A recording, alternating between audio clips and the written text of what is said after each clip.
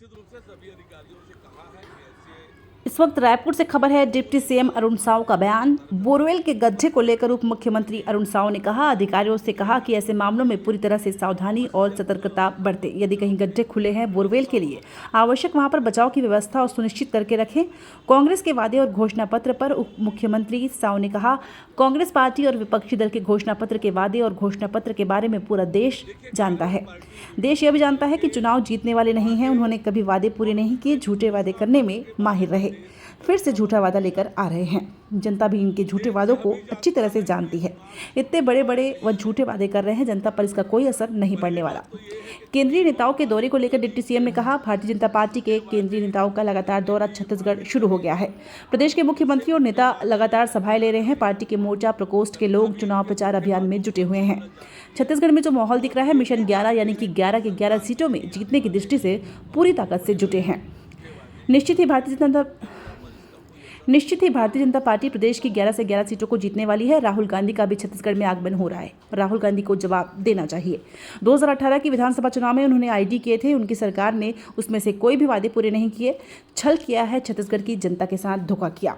फिर एक बार झूठ का पुलिंदा लेकर, झूठे वादों का पिटारा लेकर छत्तीसगढ़ आ रहे हैं।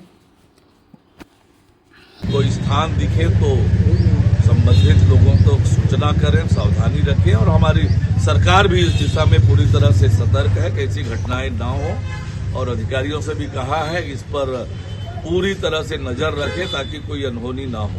ये जो खुले हुए बोरवेल है सर, जो खुले हुए बोरवेल है उसको क्या ढकने के लिए आप लोग? देखिए, भारतीय जनता पार्टी के केंद्रीय नेताओं का प्रचार के लिए लगातार आना प्रारंभ हो गया है। हमारे प्रदेश के मुख्यमंत्री और प्रदेश के सभी नेता लगातार प्रदेश में प्रवास कर रहे हैं, सभाएं ले रहे हैं, बैठकें ले रहे हैं, और हमारे पार्टी के सभी मोर्चा प्रकोष्ठ पूरी ताकत से चुनाव अभियान में जुटे हुए हैं।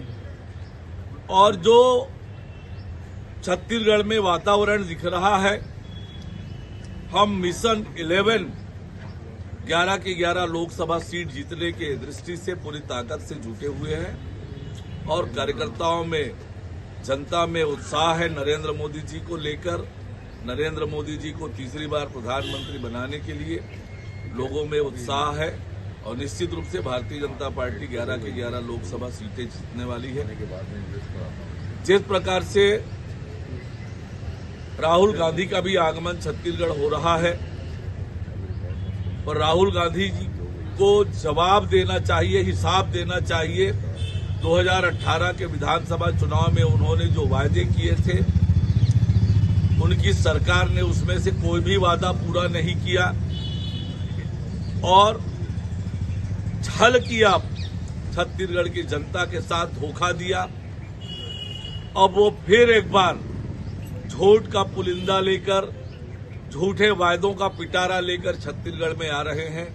छत्तीसगढ़ की जनता का उनकी बातों पर कोई असर नहीं होने वाला है, क्योंकि एक बार वो झूठ बोलकर जा चुके हैं, झूठे वादा कर जा चुके हैं। ये मध्य प्रदेश में 6 साल का बच्चा जो बोरवेल में गिर गया है, तो ऐसी घटना छत्तीसगढ़ में ना हो, उसके लिए आप लोग क्या कुछ आईडी नीचे करिए ना भैया, आइडिया थोड़ी नीचे कर रहा है, ऊपर ले जाओ ना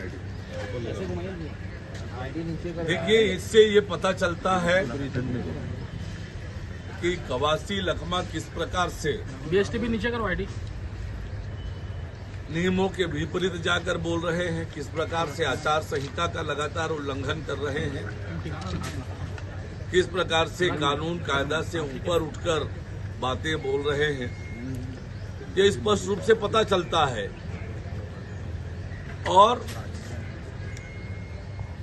जो राजनीतिक मर्यादाएं हैं चुनाव के दौरान, उसका पालन सभी को करना चाहिए ताकि चुनाव शांतिपूर्वक और निष्पक्षता से संपन्न हो। आज पंचमी का दिन है, राहुल गांधी शक्ति राजनाथ सिंह के साथ क्या कहेंगे आप? पूरा देश और दुनिया शक्ति की आराधना कर रही है। चैत्र नवरात्रि का ये पर्व चल रहा है। पंचमी का दिन है और हम सब शक्ति की आराधना कर रहे हैं और कोई शक्ति से लड़ने की बात करता है तो ये तो मुझे लगता है कि किसमें इतनी शक्ति है जो शक्ति से लड़ सके, और ये समय उसका जवाब निश्चित रूप से देगा। राहुल गांधी जी भी पहुंच रहे हैं।